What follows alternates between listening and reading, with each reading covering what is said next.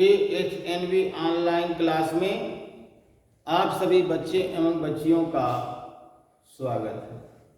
बच्चों, आज हम लोग क्लास 11 सब्जेक्ट मैथ्स में जो लेसन 2 रिलेशन एंड फंक्शन चल रहा बच्चों, उसमें फंक्शन के बारे में हम लोग कुछ अध्ययन कर रहे हैं और उस फंक्शन का ग्राफ भी हम लोग बनाने की कोशिश कर रहे हैं, सीख रहे हैं उस पर। तो आइए अब हम लोग शुरू करते हैं। आज का लेक्चर बहुत ही इम्पॉर्टेंट होगा। इसमें भी 2 फंक्शन हम लोग कवर करेंगे।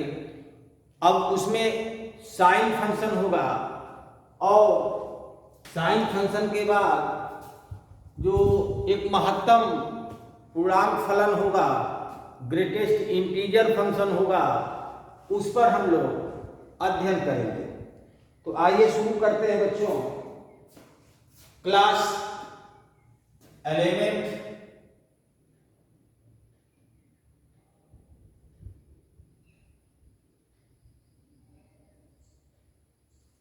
सब्जेक्ट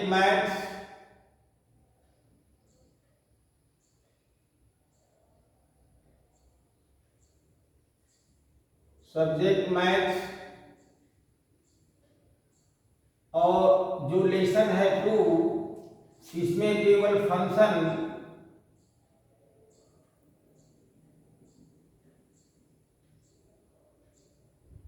और ये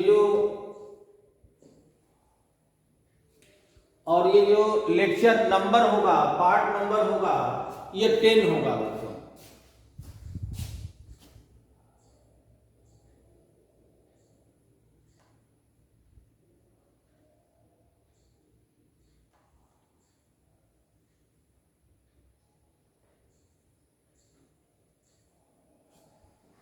तो आइए हेडिंग लिखेंगे आप लोग, चिन्ह फलन, और ये 6वां नंबर पर होगा। 5 तक हमने आप लोगों को बता दिया था। जो मॉडुलस फंक्शन था, उस मॉडुलस फंक्शन में भी बच्चों अभी हम आप लोगों को और उसके फंक्शन के बारे में हमको बताना चाहिए, मगर अब चूंकि कोर्स को भी आगे बढ़ाना है, जो आपके सिलेबस में है उतना ही हम आपको बताते चलेंगे। नहीं तो कंपटीशन की दृष्टि से mod x+1 या mod x+5 या mod x-1 उसका भी ग्राफ बनाने के लिए हम कभी सिखाएंगे आप लोगों को बच्चों। तो आइए आज जो होगा 6वां नंबर पर हम लोग लिखते हैं। ये 6वां नंबर पर होगा बच्चों। इसको हम लोग चिन्ह फलन कहेंगे। चिन्ह फलन,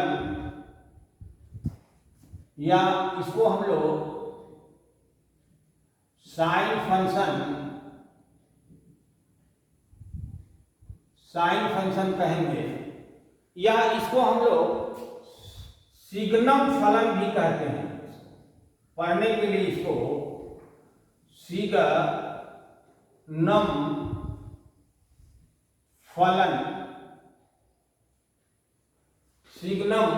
फलन, या इसको हम लोग इस तरह से लिखेंगे,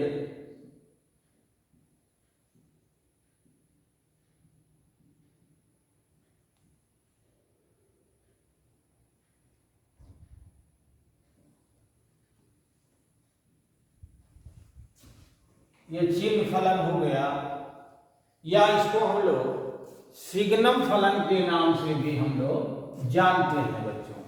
तो यह फलन क्या चीज है, इस पर हम लोग अध्ययन किया जाए। यह कहता कि यदि कोई y बराबर f(x) दिया हो बच्चों, और यह जो है इस प्रकार का फंक्शन होगा बच्चों, जैसे मैं लिखता हूं mod x बटा x, और एक बार मैं लिख देता हूं f(x) बराबर 0 लिख देता हूं।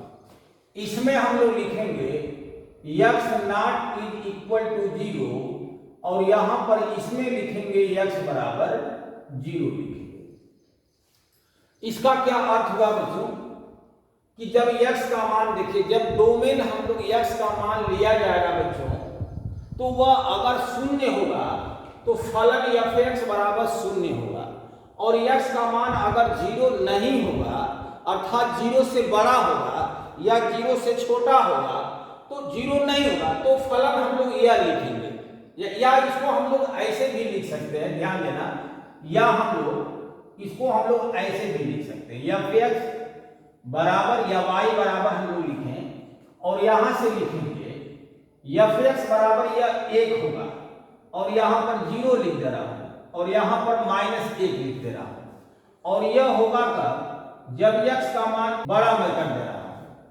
जब 0 से बड़ा होगा तो यह एफ एक्स का मान 1 आएगा और जब x बराबर 0 होगा तो एफ एक्स का मान 0 आएगा।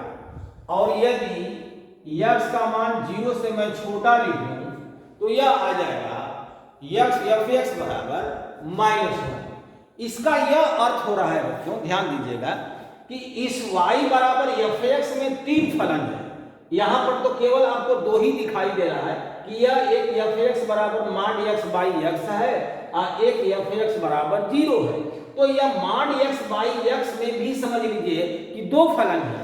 एक है कि एफ एक्स बराबर यहां से 1 लिखेंगे और एक एफ एक्स बराबर -1 लिखेंगे। यह कैसे आया है मैं आपको बता रहा हूं, अभी मैं बताता हूं। तो पहले अब हम लोग देखेंगे इसको कि इस पर हम लोग चार्ट पहले बनाएं और चार्ट बनाने के बाद हम लोग को इस पर अध्ययन करेंगे बच्चों। यहां पर हम लोग देखेंगे क्या कि जब x की वैल्यू हम लोग लिखेंगे अर्थात ये जो फलन होगा बच्चों यह डिफाइन होगा रियल टू रियल, डिफाइन होगा यह फंक्शन जो डिफाइन होगा बच्चों रियल टू रियल में यह डिफाइन होगा। और अब इसका हम लोग ग्राफ देखा जाए कि क्या इसका ग्राफ बनता है। तो ग्राफ बनाने से पहले बच्चों आप लोगों को वो चार्ट बनाना पड़ेगा। तो आइए हम लोग चार्ट यहां से बनाएंगे और इस पर हम लोग गहन अध्ययन किया जाए इसका चार्ट कैसे बनेगा।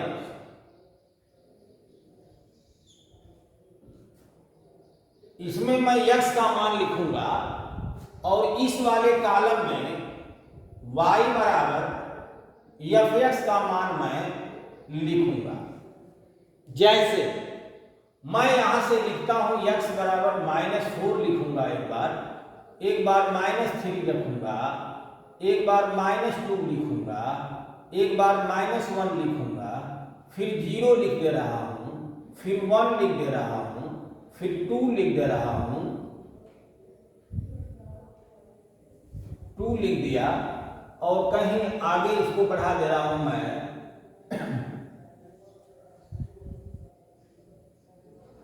और इसमें 3 और इसमें 4 लिख दे रहा हूं। तो अब देखिए बच्चों यहां से x बराबर -1 हो गया, ये 1 हो गया।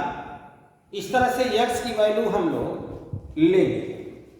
अब ध्यान दीजिएगा, एक बार मैं फिर दोहरा देता हूं आप लोगों को कि यह कोई जो चिन्ह फलन है जो साइन फंक्शन, आप लोग साइन का मतलब समझ रहे होंगे, जैसे ये पॉजिटिव या नेगेटिव या चिन्ह होता है ना, तो इसी प्रकार से यह चिन्ह का जो इंग्लिश में कहते हैं ना वो साइन, तो SIGN साइन है ना, जी जो साइलेंट हो गया, तो साइन फंक्शन यानी चिन्ह फलन। और साइन से ही जब यहाँ पर यम जोड़ दिया तो इसको सिग्नम प्रोनाउंसिएशन कर दिया गया है, तो यह सिग्नम फलन हो गया।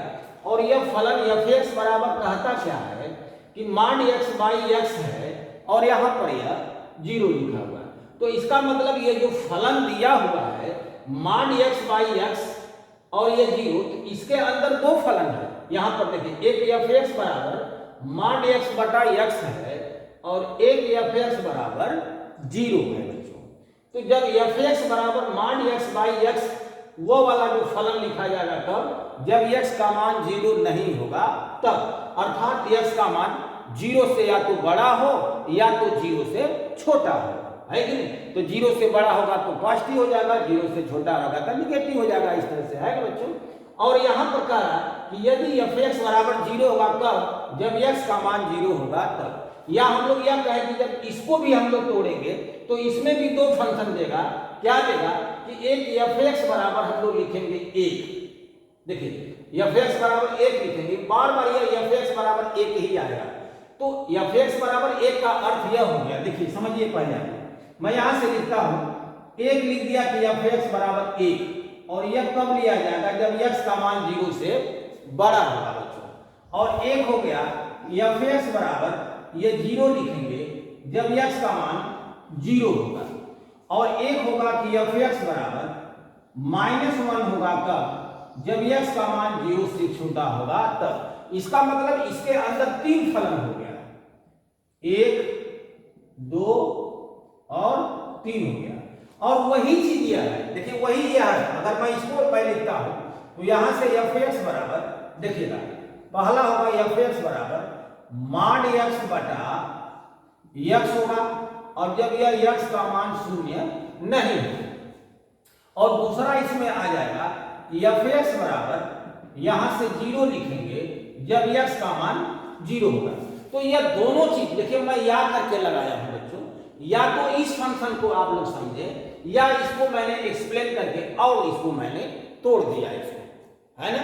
तो अब चलिए x का मान लिया जाए, उसमें रियल नंबर x का मान लिया जाए और ले करके उसको सॉल्व किया जाए और देखा जाए कि जब x का मान हम लोग इतना रियल नंबर ले रहे हैं तो y का मान क्या आएगा। जैसे मैं कहता हूं चलिए कि यहां से अगर मैं x बराबर 0 लिखता हूं बच्चों, तो x बराबर 0 के लिए या तो यही फलन होगा f(x) बराबर 0 होगा, है ना। देखिए तो यहां से होगा f(x) बराबर 0 होगा, और x के स्थान पर यदि मैं 0 लिख दूं बच्चों, x के स्थान पर 0 अगर मैं लिखूं तो इधर तो x है ही नहीं, जिसके स्थान पर आप 0 रखेंगे तो वह 0 ही मिलेगा। इसका मतलब कि जब x का मान आपने 0 लिया तो f 0 हो गया। देखिए x का मान जब 0 लिखे हैं तो यह f 0 हो गया, और f 0 का मान कितना आ गया, 0 आ गया। तो x का भी मान 0 और उस फलन का भी मान 0। तो इसका मतलब कि जो डोमेन हो गया वो भी 0 और जो उसका रेंज आ रहा है वो भी 0, है ना बच्चों। अब आगे देखिए इसको, अब आगे क्या कह रहा है, यहां से अब हम लोग x बराबर 1 रखा जाए।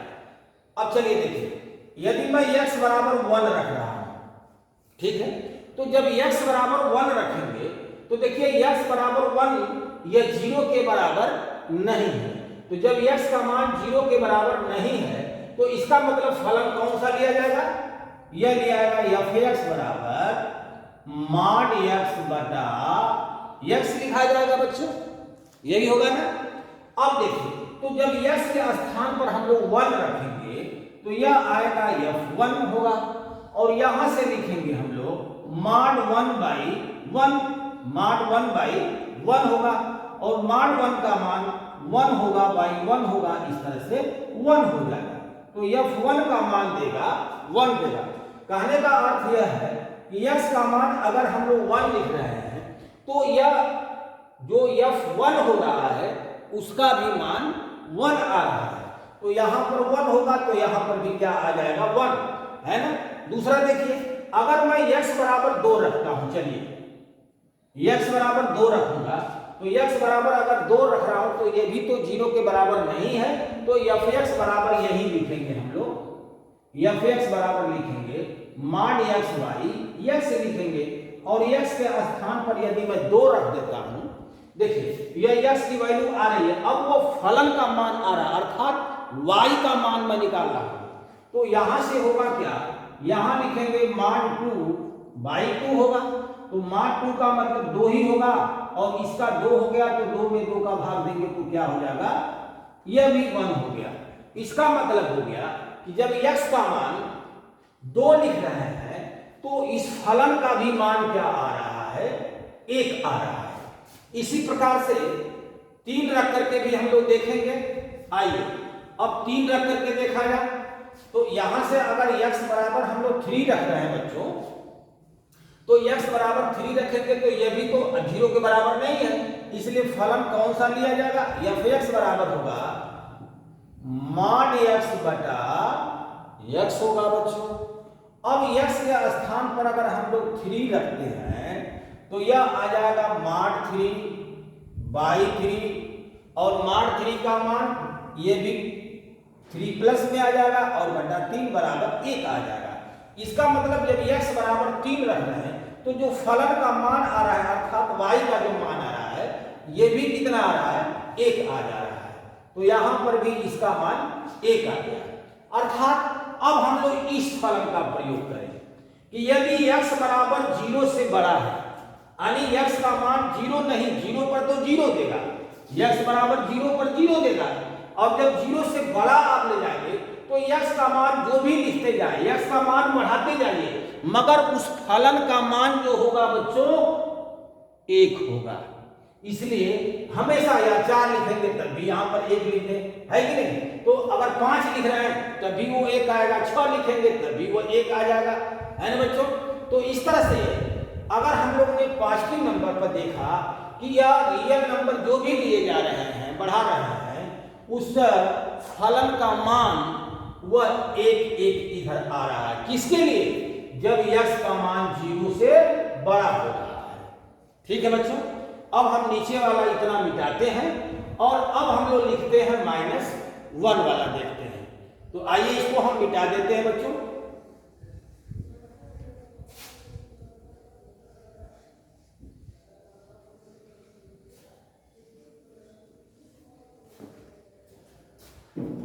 अब चलिए 0 से मैं छोटा मान लेकर के देखता हूं कि यदि 0 से छोटा अगर मान लेंगे x का मान लेंगे तो उस फलन का मान क्या आएगा बच्चों, इस पर अध्ययन किया जाए, देखा जाए। चलिए अगर मैं x बराबर -1 लिखता हूं, ठीक है बच्चों, तो x बराबर -1 लिखा, ये भी तो 0 के बराबर नहीं है। तो जब 0 के बराबर नहीं है तो फलन कौन सा लिया जाएगा? ये वाला लिया जाएगा फलन। अर्थात हम लोग लिखेंगे f(x) बराबर mod x बटा x लिखेंगे, जहां लिखा हुआ x का मान 0 के बराबर नहीं होना चाहिए। सचमुच में x बराबर -1 आ रहा है जो 0 के बराबर नहीं है। इसलिए हम लोग f(x) बराबर mod x बटा x हम लोगों ने लिया बच्चों। अब चलिए x के स्थान पर हम लोग -1 रखते हैं तो यहां आ जाएगा mod -1 बाई -1 हो गया। और जब किसी रियल नंबर का यानी वो पॉजिटिव हो चाहे नेगेटिव हो उसका mod लेंगे तो ये तो पॉजिटिव ही आएगा और बाई -1 हो गया अर्थात -1 हो गया। इसका अर्थ यह हो गया कि अगर x बराबर हमने -1 लिया तो उस फलन का भी मान क्या आ गया? -1 आ गया बच्चों। तो x बराबर -1 पर y का भी मान -1 आ गया। अब चलिए x बराबर -2 रख करके देखा जाए। तो जब x बराबर 2 रखेंगे बच्चों तो यही फलन होगा mod x बटा x होगा और x के स्थान पर -2 रखना है ना, इसको -2 रखना है ना। तो जब -2 रखेंगे तो यहां से मिलेगा क्या? f-2 होगा और यहां से हो जाएगा mod -2 बाई -2 हो गया, है ना बच्चों। तो यहां से क्या होगा? यह तो mod अगर -2 लेना है mod प्लस तो वह हो जाएगा +2 हो जाएगा और बटा -2 हो गया अर्थात -1 आ गया। तो यहां पर y का जो मान आ गया -1 और x बराबर क्या आ गया? -2 हो गया। तो हम लोग x बराबर -2 पर भी देख रहे हैं तो y का मान -1 आ रहा है। इसी प्रकार से इसको हम मिटा देते हैं बच्चों और एक x बराबर -3 भी रख करके देखा जाए, या हम लोग आगे इसको सॉल्व करते हैं कि जब x बराबर -3 लिखेंगे, आपको समझाने की पूरी कोशिश कर रहा हूं और समझ में आ जाए तो आप लोग लिख करके कमेंट बॉक्स में जरूर बता दीजिएगा कि ये ग्राफ समझ में आ गया। और घबराइएगा मत, बहुत बेहतरीन आप लोग लेकर चल रहे हैं सिलेबस को और धीरे धीरे पढ़ते चलिए। आर्टिकल हम आपको ज्यादा बताने की कोशिश करेंगे बच्चों और क्वेश्चन आप लोग लगाने का प्रयास कीजिएगा बच्चों, है ना। तो आप लोग इस तरह से जो आर्टिकल मैं बता रहा हूं उस आर्टिकल को 1 बार 2 बार 3 बार जरूर देखते जाइएगा, तब तक देखिए जब तक वो आर्टिकल पूरी समझ में न आ जाए। और खासतौर से जो 12वीं क्लास के बच्चे चले गए हैं वो भी अगर चाहे तो इस ग्राफ को देख सकते हैं बच्चों। तो आइए अब यहाँ देखिए x बराबर अगर -3 हम लोग लिख रहे हैं तो x बराबर -3 भी देखिए 0 के बराबर नहीं है, तो फलन वही लिया जाएगा। f(x) बराबर mod x बाई x होगा, जहां x का मान 0 के बराबर नहीं है बच्चों। तो यहां से अगर x के स्थान पर मैं -3 रखूं तो यह हो जाएगा mod -3 बाई -3 हो गया, अर्थात यह हो जाएगा पॉजिटिव हो जाएगा और यह हो जाएगा निगेटिव होगा, यानी अर्थात -1 आ गया। तो जब x का मान -3 हम लोग लिख रहे हैं तो उस फलन का मान क्या आ रहा है, -1 आ जा रहा है।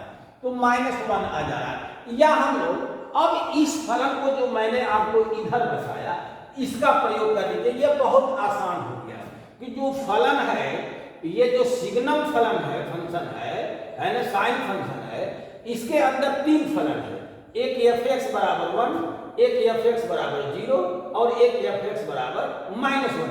इन तीनों फलन को मिला दिया जाए तो एक ही फंक्शन जो बनेगा, जो लिख रहा है, वह कहलाएगा साइन फंक्शन, है कि नहीं बच्चों? अगर खाली f(x) बराबर 1 कहेंगे और कहेंगे कि यह साइन फंक्शन है, ना, यह फलन नहीं है। यह f(x) बराबर 1 तो कांस्टेंट फंक्शन हो जाएगा, f(x) बराबर 0 भी कांस्टेंट, यह सब कांस्टेंट फंक्शन हो जाएंगे, है कि नहीं? x का मान कुछ भी लिखिए -1 देता जाएगा, है कि नहीं? यहाँ से तो ये तो कांस्टेंट फंक्शन है, मगर यह तीनों को मिला करके जो यह फंक्शन बनाया गया है, यह है साइन फंक्शन है बच्चों, अर्थात सिग्नम फलन, है ना। तो अब हम लोग देख रहे हैं क्या कि अगर x का मान 0 से बड़ा है तो यह x का मान 0 से अगर हम लोग बड़ा लिखेंगे, 1 2 3 4 लिखेंगे, तो यह y का मान 1 आएगा, सही बात है। और f(x) बराबर 0 देगा कब, जब x का मान 0 है। x का मान 0 है तो यह फलन का मान क्या आएगा, 0 आएगा। और जब x का मान यहां से 0 से छोटा होगा, अर्थात -1 -2 इधर चलेंगे, तो यह हमेशा -1 ही देगा, तो यह -1 देगा, यानी -4 पर भी क्या आ जाएगा, यह -1 आएगा। -5 पर भी क्या आएगा, -1 आएगा। -6 पर क्या आएगा, -1 आएगा। ठीक है बच्चों, तो इस तरह से हम लोग इधर डॉट डॉट बहुत से पॉइंट ले सकते हैं और उधर भी बहुत से मान लेकर के हम लोग पॉइंट बना सकते हैं बच्चों। तो आइए अब हम लोग इसका ग्राफ बनाया जाए, और ग्राफ किस प्रकार से बनेगा यह ध्यान दीजिएगा बच्चों, ठीक है।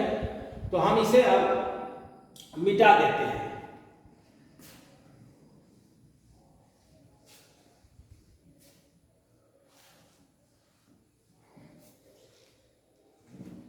आइए बच्चों अब हम लोग इसका ग्राफ बनाया जाए।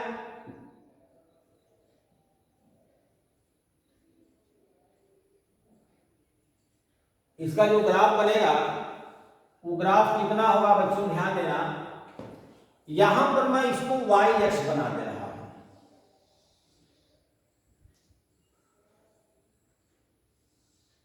और यहां पर हम इसको एक x बना दे रहे हैं। तो यह हो गया x(x'), ये पॉइंट है, ये बिंदु है, और बिंदु को हमेशा कैपिटल लेटर से प्रदर्शित किया जाता है। यह हो गया y और यह y' हो गया, और x को x अक्ष कहेगा, तो यहां पर हम लोग स्मॉल भी लिख सकते हैं, है ना। और y' को मिला करके यह y एक्सिस हो जाएगा, है ना। तो यहां पर हम लोग इसको स्मॉल लिख सकते हैं, और ये क्या है, कैपिटल Y पॉइंट है, ठीक है। तो अब हम लोग चलते हैं, इस पर कुछ खाना हम लोग बनाते हैं। जैसे यहां से 1 2 3 4, यहां पर मैं लिखता हूं 1 2 3 4, और यहां पर भी मैं लिखता हूं, मान लीजिए 1 2 3, इधर -1 -2, इस तरह से हम लिख देते हैं, -1 -2 लिख दिया, मान लीजिए। अब चलिए बच्चों इसका ग्राफ हम लोग बनाया जाए। तो ग्राफ कैसे बनाएंगे बच्चों, ध्यान देना। पहले x बराबर 0 दे रहा है, तो x बराबर 0 पर तो यही पॉइंट होगा, 0 ही होगा, है ना। मगर अब इसके बाद जो फलन आया है कि यह x बराबर 1 जो दे रहा है कि x का मान 0 से बड़ा हो गया, तो 0 से बड़ा देखना बच्चों यही समझने की बात है कि 0 है और यहां पर 0 है और 0 पॉइंट अगर 1 कर दिया तो इसका मतलब 0 से थोड़ा सा बारीकी आप राइट की तरफ खिसक गए, है ना बच्चों। यानी 0 तो नहीं लिखे हम लोग, मगर 0 से थोड़ा सा हम लोग आगे बढ़ गए। तो जब 0 से थोड़ा सा भी आगे बढ़ेंगे तो वह हमेशा इसका क्या देगा, 1 मान आएगा। यानी 0.1 भी अगर हम लोग ले जाएंगे तो y का मान क्या दे देगा, 1 दे देगा। 0.2 भी लिख रहे हैं तब भी वो 1 ही देगा, है कि नहीं। अर्थात आप लोग समझ गए होंगे कि अगर मैं इसको इस तरह से समझाऊं, किताब में आपको दिया होगा कि इस तरह से यह एक बना दिया होगा इस तरह से, और यहां पर इसको रंगा नहीं होगा, ये यहां से शुरू करेगा। इसका क्या मतलब हुआ कि 0 पॉइंट को छोड़ करके हो रहा है ना। तो x बराबर 1 पर क्या हो जाएगा, x बराबर 1 पर y का भी मान 1 हो गया, x बराबर 2 पर भी y का मान 1 हो गया, x बराबर 3 पर भी y का मान 1 हो गया, x बराबर 4 पर भी y का मान 1 हो गया। तो यह देखिए 0 पर नहीं, 0 पर अगर मैं यहां से लकीर इसको खींचूं, यहां से एक लाइन खींचूं मैं, तो यह लाइन पीछे भी आएगी बच्चों, मगर यह इस y-x को टच नहीं करेगी, y-x को टच यानी स्पर्श नहीं करेगी, यानी उसको बारीकी से और बारीकी बल्कि इसको छोड़िए, अभी लग रहा है कि ज्यादा झुका हुआ है और इसको बारीकी करिए, है कि नहीं बच्चों। यानी यह समझ लीजिए कि यह y-x को टच नहीं कर रहा है, ठीक है। तो यह y-x से थोड़ा सा इधर छोड़ करके यह ग्राफ चल रहा है। अब देखिए अब 0 पर 0 हो जा रहा है, 0 पर 0 तो यहाँ पर पॉइंट हो जाएगा, ये ग्राफ यहाँ पर आ जाएगा, है कि नहीं।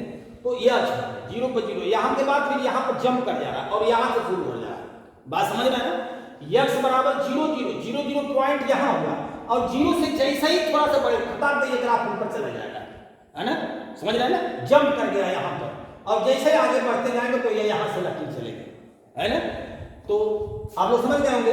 अब मैं चलता हूं -1 पर 1 चल रहा है, तो -1 देखिए जब यहां से x का मान 0 से छोटा होगा तो तुरंत वो -1 हो जाएगा। अब देखिए मैं अगर यहां से लिखता हूं 1, देखिए 1 2 3 4, यहां पर 1 है, यहां पर -1 है, -2 है, -3 है, -4 है, यहां पर 0 है ना बच्चों। तो जब 0 से छोटा लिखेंगे, देखिए इधर तो छोटी है ना, अगर मैं कहूं कि -4 और -3 है, -4 -3 में कौन छोटा है, तो ये वाला क्या है, छोटा है, -4 क्या है, छोटा, इधर लेफ्ट वाला छोटा होगा भाई, है ना। तो इसीलिए कहा जाता है ना, और राइट वाले को बड़ा कहा जाता है। तो अक्सर करके मैं देखता हूं घर में जो बड़ा बच्चा होता है उसको दाहिना हाथ माना है, उसको उपमा दी जाती है, उसको संज्ञा दी जाती है, ये हमारे परिवार का दाहिना हाथ है या हमारा दाहिना हाथ है। दाहिना हाथ का मतलब क्या हुआ कि ये राइट साइड वाला है ना, इधर का। तो राइट दाहिना मतलब वो बड़ा है ना बच्चों, वो बड़ा है। देखिए ये बायां हो गया और ये दाहिना, ये लेफ्ट हो गया, ये राइट, तो राइट वाला हमेशा बड़ा होगा। तो कहीं भी कोई पॉइंट लीजिए जो राइट में पड़ेगा वो बड़ा होगा। तो -4 और -3 में ये राइट में पड़ रहा है, ये लेफ्ट में पड़ रहा है, तो राइट वाला क्या हो जाएगा, बड़ा हो जाएगा बच्चों, ठीक है। अब चलिए आगे चलिए। तो अब हम देते हैं, लिखते हैं कि अगर x बराबर -1 लिख रहे हैं, अब देखिए 0 से छोटा अगर लेंगे तो y का मान 1, देखिए 0 पर तो 0 था और जैसे ही 0 से थोड़ा और छोटा करेंगे तुरंत जंप कर जाएगा, यहाँ पर आ जाएगा ग्राफ, है ना। ये ग्राफ देखिए ये वाला छोड़ करके होगा बच्चों, ये वाला जो है ग्राफ छोड़ करके है, माने ये y को टच नहीं करेगा, मगर जैसे ही 0 से छोटा लिखेंगे तो y का मान खड़ा के नीचे चला जाएगा, यानी यहाँ पर आ जाएगा -1 पर, और यहाँ से अब ये ग्राफ बनना शुरू हो जाएगा। जैसे x बराबर -1 तो y बराबर -1 कहीं यहाँ आ जाएगा, x बराबर -2 तो y बराबर -1 यहाँ आ जाएगा। इस तरह से आप लोग समझ गए होंगे बच्चों। और यह ग्राफ यहाँ से इधर इस तरह से बढ़ता चला जाएगा। यह एक्स एक्सिस को मैं मिटा देता हूं, मैं इसको ऐसे लिख देता हूं, यहाँ यहाँ यहाँ और यहाँ, तो इस तरह से मैं इसको मिला देता हूं, इस तरह से यह ग्राफ चलेगा। तो आप लोग को समझ में आ गया होगा कि ये जो फलन बन रहा है एफ एक्स बराबर मॉड एक्स बाई एक्स, यह जो है यह आपको एक्स की वैल्यू जो लिया जा रहा है यह रियल नंबर होगा। एक्स की वैल्यू क्या हो रही है, यह रियल नंबर हो रहा है, यह रियल नंबर हो रहा है, और यह जो हो रहा है 0, 1 और -1 हो रहा है। इसका मतलब कि इसको अगर हम लोग अनंत तक ले जाएं और इसको माइनस अनंत तक ले जाएं, है कि नहीं। देखिए अगर मैं कहूं कि x का मान लिखिए कि जो x का मान हमको लिखना है कि जो अनंत से छोटा हो और माइनस अनंत से बड़ा, है कि नहीं। तो हम लोग क्या लिखेंगे इसको, यहां इसी चीज को हम लोग लिखते हैं रियल नंबर लिखते हैं, इसी को क्या लिखते हैं, रियल नंबर लिखते हैं, है ना, इसी को लिखते हैं। या हम लोग यहां से लिखते हैं माइनस इनफाइनाइट से इनफाइनाइट, इस प्रकार भी हम लोग लिखते हैं जो ओपन इंटरवल में।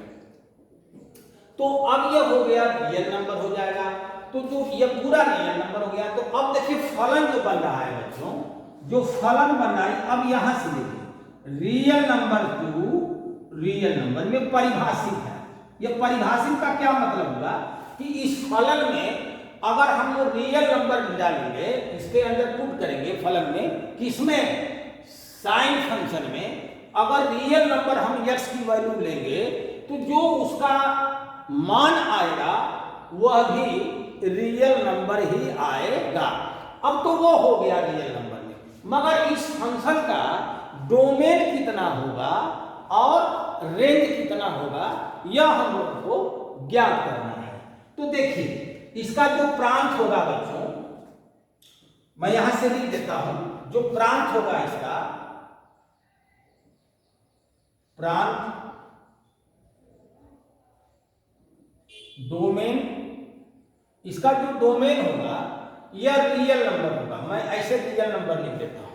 देखिए यहां पर अनंत, माइनस अनंत से लेकर अनंत तक पूरा रियल नंबर होगा, मगर जब इसका परिसर निकालेंगे, परिसर अर्थात रेंज जब इसका ज्ञात करेंगे तो रेंज कौन कौन आएगा, ध्यान दीजिए। रेंज इसका जो आ रहा है, देखिए यह वाला तो आपको डोमेन हो रहा है और यह वाला जो मान आ रहा है यह रेंज आ रहा है। तो रेंज देखिए यहां से 1 हो रहा है, फिर 0 हो रहा है, फिर -1, या मैं लिखूं -1 और 0 और 1, यही 3 हो रहा है। तो इस तरह से इस याद कर लीजिएगा, कंपटीशन में पूछ सकता है बच्चों ऐसा सवाल कि साइन फंक्शन का रेंज कितना होगा। तो आप लोग देखिए क्या, यहां से होगा -1, 0 और 1 होगा। तो यह कंपटीशन की दृष्टि से ही है जो आपको आर्टिकल चल रही है, जो लेसन चल रहा है, यह बहुत ही इंपॉर्टेंट है, बहुत मायने रखता है बच्चों आगे चल करके। अगर ग्राफ आपने नहीं सीखा तो कुछ नहीं आप लोगों ने सीखा, है कि नहीं। आगे जैसे जैसे बढ़ते जाएंगे इस सब ग्राफ पर ही असर सवाल लगाए जाएंगे। तो इस तरह से हमें यकीन है कि आप लोगों को 6वां नंबर पर जो चिन्ह फलन आपको मैंने समझाया वह आपको समझ में आ गया होगा बच्चों। अब इसके बाद मैं 7वें नंबर पर मैं बताने जा रहा हूं, वो भी इससे बढ़िया और इंपॉर्टेंट चीज है, और जो है ग्रेटेस्ट इंटीजर फंक्शन, है ना, महत्तम पूर्णांक फलन। तो पहले आप लोग इसको नोट करें बच्चों, और इसके बाद 7वें नंबर पर हम बताएंगे ग्रेटेस्ट इंटीजर फंक्शन, वो भी बहुत बढ़िया आपको फंक्शन आएगा। इसको पहले आप लोग नोट कर लेंगे। आप लोग लिख चुके होंगे बच्चों, अब हम इसे मिटा देते हैं। तो आइए बच्चों, अब हम लोग अगला जो फंक्शन है यह है 7वें नंबर पर मैं बता रहा हूं बच्चों, महत्तम पूर्णांक फलन। यह भी बहुत ही इंपॉर्टेंट है बच्चों, अर्थात ग्रेटेस्ट इंटीजर फंक्शन। और ग्रेटेस्ट इंटीजर फंक्शन को हम लोग बल्कि इस प्रकार से शॉर्ट में लिख दें, GI और F लिख देते हैं। तो ग्रेटेस्ट इंटीजर फंक्शन फलन क्या होता है, वह किस यक्स के किस मान पर वो परिभाषित होगा, एग्जिस्ट करेगा, और वो फलन का जो बनेगा रियल टू रियल में परिभाषित हो रहा कि नहीं होगा, और इसका डोमेन और रेंज भी ज्ञात किया जाएगा, और साथ में इस फंक्शन का ग्राफ भी हम लोग बना करके सीखेंगे। तो शुरू करें बच्चे इसको भी ना। आइए, तो पहली बात, यह महत्तम पूर्णांक जो फलन है यह लिखते कैसे हैं बच्चों? इसको महत्तम पूर्णांक फलन को हम लोग लिखते हैं f(x) बराबर, इसको बड़े कोष्ठक के अंदर हम लोग x को लिख देते हैं। तो यह f(x) बराबर यह ग्रेटेस्ट इंटीजर फंक्शन है, इसको बड़े कोष्ठक के अंदर x को हम लोग लिख देते हैं, जहां x belongs to real number, और यह प्रत्येक सभी रियल नंबर पर यह परिभाषित होता है ना बच्चों। और x का मान अगर रियल नंबर लिखेंगे तो यह f(x) का भी मान रियल नंबर ही आएगा। अब उसमें क्या डोमेन होगा, क्या रेंज होगा, वो बाद में पता किया जाएगा, है ना। मगर जो फंक्शन ये परिभाषित होगा यह real number two real number पर परिभाषित होगा, एग्जिस्ट करेगा। अब यह बहुत ही मेन चीज है कि यह ग्रेटेस्ट इंटीजर फंक्शन क्या होता है और कैसे इसका मान निकाला जाएगा। तो उसके लिए हम आपको समझाते हैं, एक वास्तविक संख्या रेखा पर हम आपको दर्शा करके बताएंगे। जैसे आइए बच्चों देखिए, मैं यहां से एक रेखा यहां से बना देता हूं, और यहां पर मैंने लिख दिया 0, ध्यान देना बच्चों, ये 0, और यहां पर मैंने लिख दिया 1, यहां पर मैंने लिख दिया 2, यहां पर मैंने लिख दिया 3 या 3, और यहां पर मैंने 4। ऐसे मैंने बहुत से मान लिखेंगे। इधर मैं लिख दे रहा हूं -1, यहां पर -2, या यहां पर मैं कहीं लिख दिया -3। तो कहने का अर्थ यह है कि यह जो रेखा हमने इस तरह से लिखा, इस रेखा को हम लोग वास्तविक संख्या रेखा भी कहते हैं। और जो x अक्ष होता है ना, और y अक्ष जो होता है, इस x अक्ष को वास्तविक संख्या रेखा भी हम लोग बोल सकते हैं, कह सकते हैं।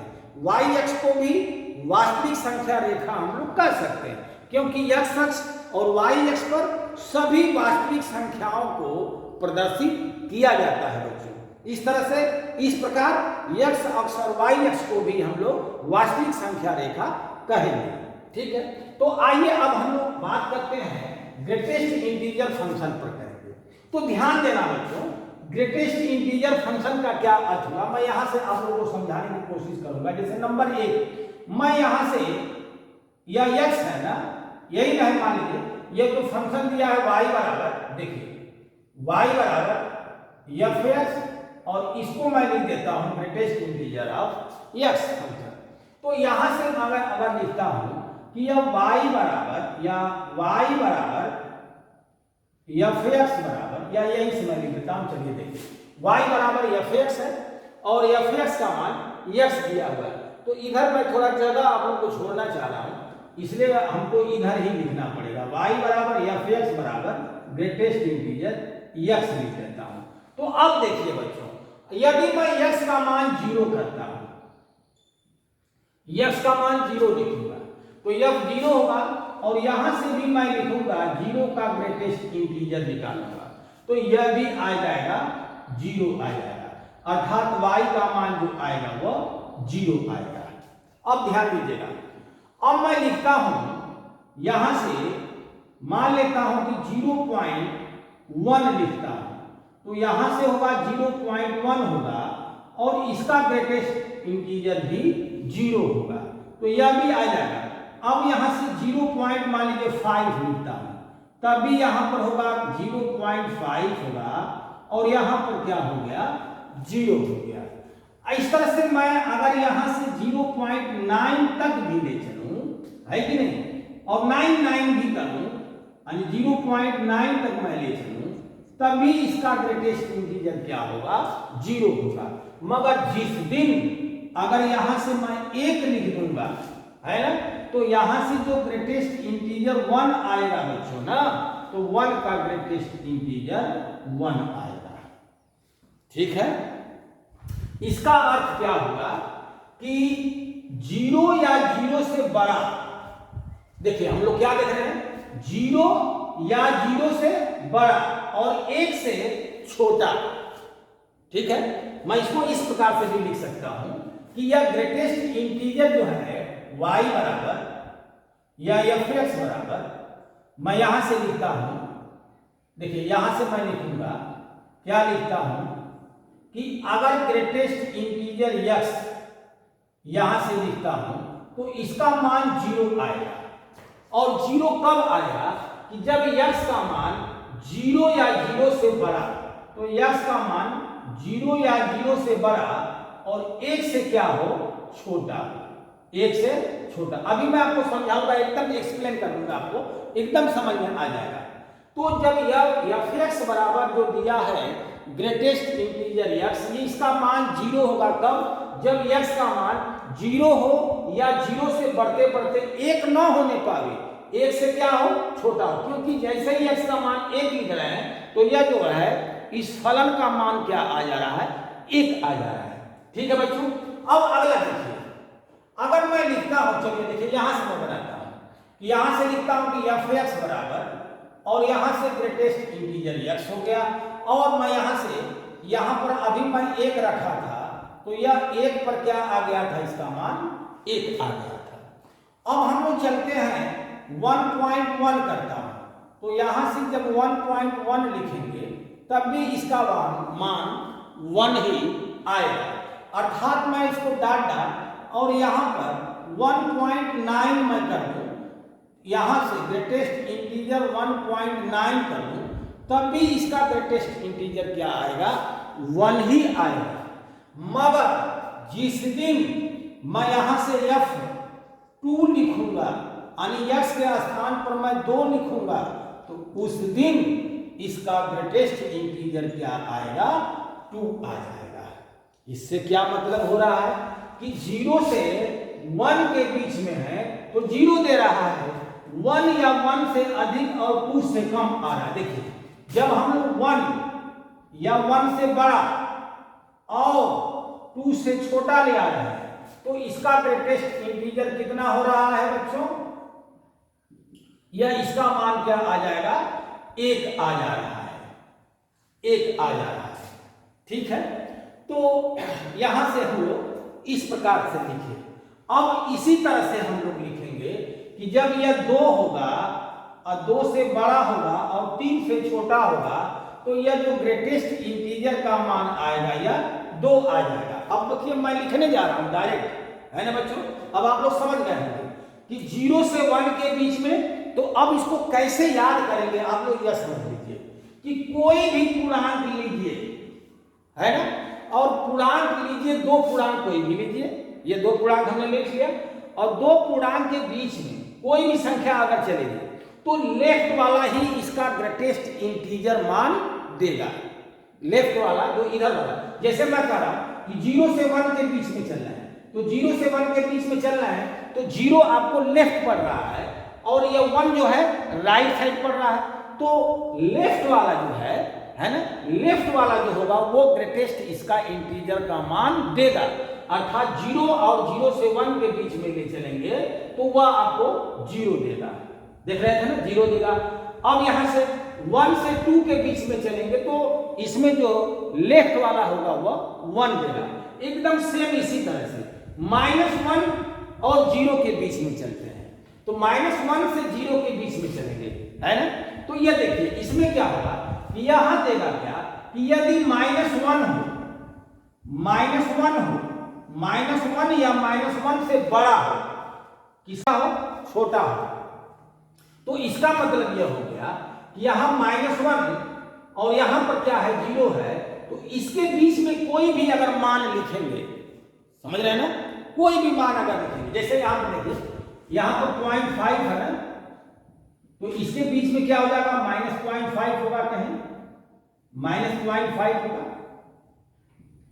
है ना। तो -0.5 जो आएगा, है ना बच्चों, यहां से इसको देखा जाएगा तो यह किधर होगा। तो इसमें हम लोग क्या देखेंगे, नहीं रहने दीजिए, आप लोग एक काम करिए, इसको ऐसे समझिए कि -1 और 0 के बीच में चलेंगे तो यह ग्रेटेस्ट इंटीजर -1 देगा, अर्थात यहां से लिखेंगे हम लोग -1 लिखेंगे, हमेशा यह लेफ्ट की तरफ हम लोग लिखेंगे बच्चों। अब देखिए मैं यहां से लिख रहा हूं कि -2, देखिए हमेशा जो बराबर हम लोग लिख रहे हैं ना, हमेशा जो बराबर 0 और 1 में देख रहे हैं, 0 और 1 में देख रहे हैं, तो जो लेफ्ट वाला उसमें बराबर का सिंबल लग रहा होगा। देखिए 0 1 में लेफ्ट वाले में बराबर का, 1 2 में लेफ्ट वाला जो है उसमें बराबर का, 2 3 में जो लेफ्ट वाला है उसमें बराबर का लग रहा है। इसी तरह से -1 और 0 में जो लेफ्ट की तरफ होगा वह उसमें बराबर का सिंबल लगेगा, और यही आपको यहाँ पर ग्रेटेस्ट इंटीजर देगा, यानी लेफ्ट वाला जो मान देख रहे होंगे वही इसका ग्रेटेस्ट इंटीजर की वैल्यू दे रही होगी। -2 से -1 के बीच में, चलिए देखिए अब हम लोग लिखते हैं कि -2 से बड़ा यह x का मान और किससे छोटा, -1 से छोटा अगर होगा तो यहां पर यह ग्रेटेस्ट इंटीजर का मान जो देगा -2 देगा। ठीक है बच्चों, इसी प्रकार से यहां से -3 से बड़ा और यहां -2 से छोटा लिख दे रहा हूं तो यह ग्रेटेस्ट इंटीजर का मान कितना आएगा, -3 आएगा। तो इस प्रकार से यह फलन का जो मान आ रहा है बच्चों, यह y बराबर f(x) जो आ रहा है, यह सब ग्रेटेस्ट इंटीजर के फंक्शन का मान आ रहे हैं, है ना।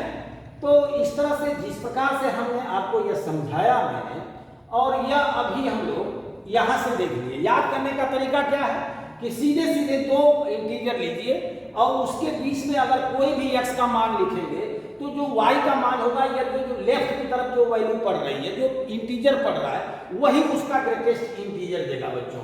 अगर मैं कहूं कि 3 और 4 के बीच में, जैसे मैं 3 ऐसे लिख दिया, 3.89 लिख दिया, और मैं कहूं कि इसका ग्रेटेस्ट इंटीजर बताओ, तो यह क्या हो जाएगा, 3 हो जाएगा। अगर मैं कहूंगा कि -3.89 का ग्रेटेस्ट इंटीजर बताओ, तो बोलो भाई, -3 और 0.89, तो -3.89 इधर पड़ेगा, है ना, इधर मत ले जाना भाई, है कि नहीं, इधर मत ले जाना।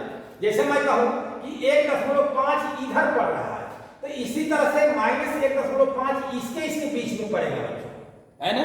ये मत समझना कि 1.5 इसके बीच में पड़ेगा, या मैं जैसे कहूं कि इधर चले 2.5 इधर पड़ेगा, तो 2.5 2 और 3 के बीच में पड़ेगा, तो -2.5 यदि मैं कहूंगा तो 2 3 के बीच में पड़ा, इसका मतलब 2 और इधर हम चलेंगे, तो नहीं, इसके बीच में होगा, है कि नहीं। तो इस तरह से हमें यकीन है कि आप लोग को यह समझ में आ रहा होगा। तो इसलिए देखिए -3.89 अगर है तो -3.89 इधर है, और इसके आगे वाला क्या आएगा, इंटीजर -4 आएगा।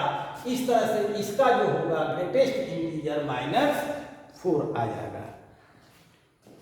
ठीक है बच्चों, अच्छा अब देखिए आप लोगों से मैं अब तो यहाँ पर है कि नहीं, मैं आप लोगों से कुछ क्वेश्चन पूछ सकता है कि नहीं, मगर फिलहाल आप लोग समझ गए होंगे, अब उसको लग रहा है ना। -1.1 करता हूं, चलिए देखिए -1.1 करता हूं, इसका ग्रेटेस्ट इंटीजर क्या होगा, -1.1। तो -1.1 किसके बीच में होगा, तो -1.1 -2 और -1 के बीच में होगा, इधर नहीं जाएंगे, -1.1 इधर होगा, 2 -2 और 1 के बीच में होगा, इसलिए इसका ग्रेटेस्ट इंटीजर -2 आएगा। ठीक है बच्चों, तो इस तरह से हम आप लोग को ग्रेटेस्ट इंटीजर की जो वैल्यू किस तरह से निकाली जाती है यह हम आप लोगों को बताए।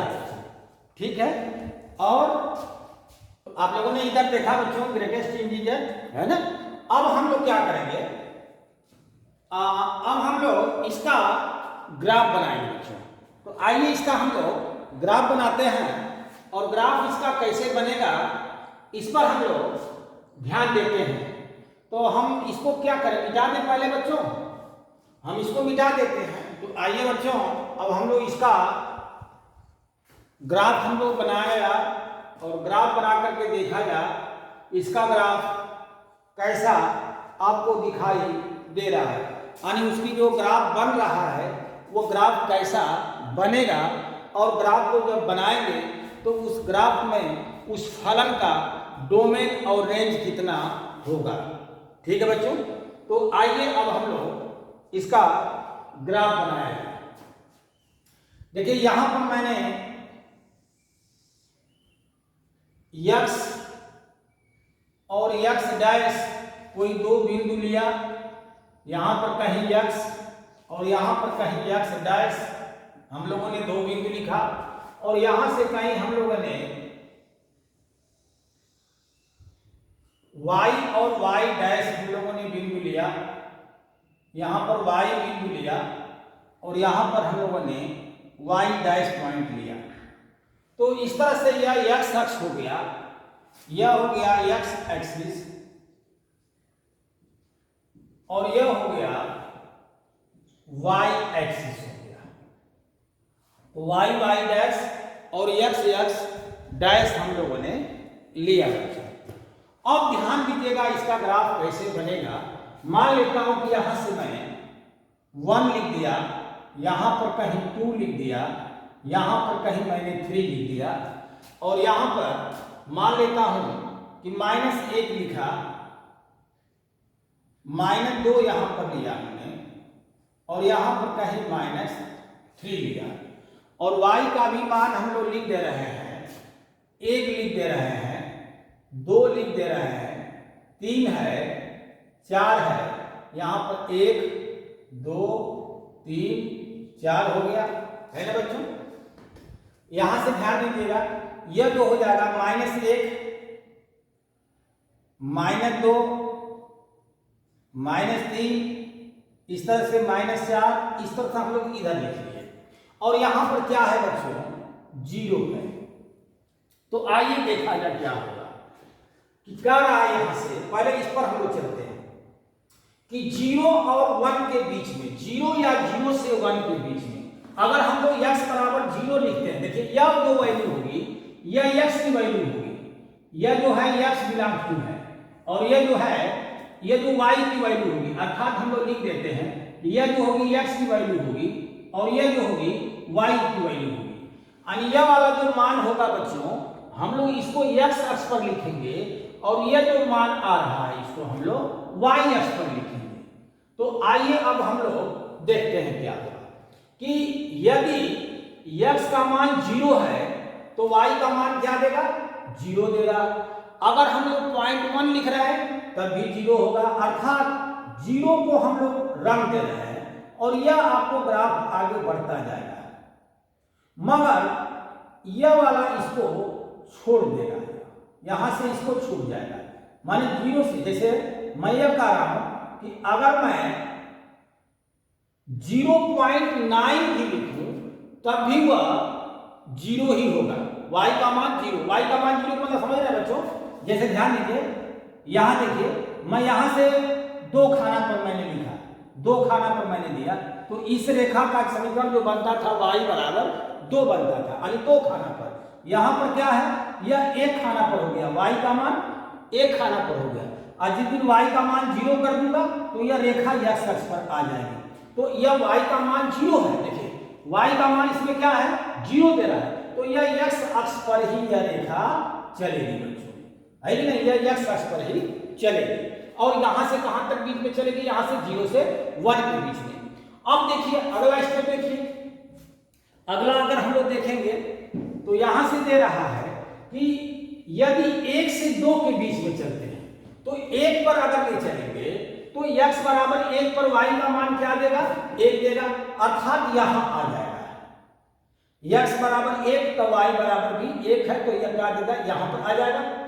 x बराबर 1 पर फलन का मान अगर x बराबर 1 मैं लिखता हूं बच्चों, तो y का मान क्या देगा, 1 देगा, तो यहां पर 1 1 हो गया। और 1 से 2 के बीच में चलेंगे तो यह ग्राफ आपका इस टाइप का चलेगा, और यहां पर देखिए 2 नहीं आएगा, मगर 2 से कम ही आएगा। x की वैल्यू 2 लिखेंगे तब तो वो 2 दे देगा, x बराबर 2 पर तो 2 देगा, मगर 2 से कम है तो वह y का मान 1 ही आएगा। समझ में आ रहा बच्चों? अब आगे देखिए 2 से चलेंगे तो जब x का मान 2 लिखेंगे तो y का भी मान देखिए 2 से 3 के बीच में चलेंगे तो y का मान क्या आएगा? 2 आएगा। तो यहां से 2 से 2 पर चलेंगे, यहां आ जाएंगे आप लोग, और यहां से ग्राफ 3 तक यहां चलेगा। तो इस तरह से यह ग्राफ चलता जाएगा। 3 से 4 के बीच में रहेगा तो 3 खाना पर यह आगे चलेगा, मान लेता हूं यहां से चलेगा, 3 पर चलेगा, यहां से आ जाएगा। ठीक है बच्चों, इसी प्रकार से अब इधर देखिए -1 से 0 के बीच में, -1 से 0 के बीच में जब चलेंगे, है ना, तो यह ग्राफ कहां से कहां तक चल रहा है? y का मान -1 दे रहा है, तो -1 आएगा यहां से लेकर के यहां तक, यानी इसके बीच में देखिएगा, यहां से -1 पर -1 आएगा, देख लीजिए -1 पर -1 आएगा, मगर जैसे जैसे यहां पर बढ़ाते जाएंगे तो y का मान -1 ही आएगा, अर्थात हम लोग यह इसको टच नहीं करेगा। -2 पर यहां से चलेंगे हम लोग, यहां से 2 पर चलेंगे तो -2 यहां आ जाएगा, और इसको हम लोग टच नहीं कराएंगे। ठीक है, इसी तरह से -3 से -2 के -3 के खाने पर यहां आ जाएगा, यह आपको -3 पर -3 ही देगा, मगर -3 से 2 के बीच में अगर चलेंगे तभी वो -3 ही रहेगा। इसको हम लोग नहीं रंग रहे हैं, है ना, इसको हम लोग खाली छोड़ दे रहे हैं। इसका मतलब हो गया कि -2 नहीं होगा, मगर -2 से -3 के बीच में यह ग्राफ चलेगा। ठीक है बच्चों, तो हमें यकीन है कि आप लोगों को यह ग्राफ, जो ग्रेटेस्ट इंटीजर का ग्राफ हमने जो बनाया, वो आप लोगों को समझ में जरूर आ गया होगा। और इसके साथ अब इसका हम लोग को देखना है कि यह ग्रेटेस्ट इंटीजर की जो डोमेन है क्या आएगा। तो देखिए बच्चों, डोमेन जो होगा अर्थात प्रांत जो आएगा वह देखिए x का मान तो पूरा हम लोग लिखेंगे, रियल नंबर लिखेंगे, यानी ऑल रियल नंबर होगा, है ना, और यहां वास्तविक संख्या हो रही है, यह रियल नंबर हो रहा है, रियल नंबर हो रहा है ना, सभी रियल नंबर हम लोग लिख सकते हैं।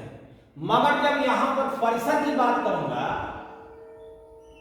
रेंज की बात करूंगा बच्चों,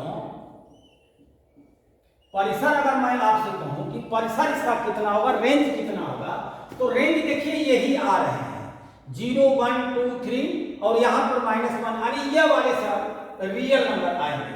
तो रियल नंबर का ये इंटीजर आएंगे सर। तो जब हम लोग x का मान पूरा रियल नंबर लिख रहे हैं तो जो y का मान आएगा वो इंटीजर आएगा। तो y का जो मान होगा यहां पर रेंज जो होगा ऑल इंटीजर्स नंबर मैं लिख दे रहा हूं, इंटीजर्स नंबर, है ना बच्चों। तो यह इंटीजर नंबर आएगा, इसमें रियल नंबर नहीं आएगा। अर्थात अगर आपसे कंपटीशन में ये क्वेश्चन किया जाए कि ग्रेटेस्ट इंटीजर फंक्शन का इसमें डोमेन कितना होगा, तो आप लोग कहेंगे कि रियल नंबर होगा, और ग्रेटेस्ट इंटीजर फंक्शन का अगर रेंज कहा जाए तो आप कहेंगे कि यह इंटीजर नंबर होगा, है ना। इसको इंटीजर नंबर को आप लोग i से या तो z से डिनोट करते हैं बच्चों। तो इस तरह से आज हम आप लोगों को दो फंक्शन के बारे में बताया, इसका ग्राफ भी बताया, और उसमें था आपका यह साइन फंक्शन, और एक बताया मैं 7वें नंबर पर ग्रेटेस्ट इंटीजर फंक्शन। तो हमें यकीन है कि आप लोगों को यह दोनों फंक्शन का ग्राफ आप लोगों को जरूर समझ में आ गया होगा, और आप लोग इसको नोट कर लीजिएगा। और इसके बाद जो है अभी दो फंक्शन हम, अब तो एनसीईआरटी के बुक में इतना ही तक फंक्शन दिया हुआ था बच्चों, मगर आप लोग आगे चल के दो फंक्शन देखेंगे तो हम आपको और बताएंगे, जिसमें एक्सपोनेंशियल फंक्शन होगा और लॉगरिथमिक फंक्शन होगा। तो इसी के साथ आज का लेक्चर हम यहीं पर क्लोज कर रहे हैं बच्चों, और आप लोग इसे नोट कर लीजिएगा। आप सभी बच्चों का बहुत बहुत धन्यवाद बच्चों।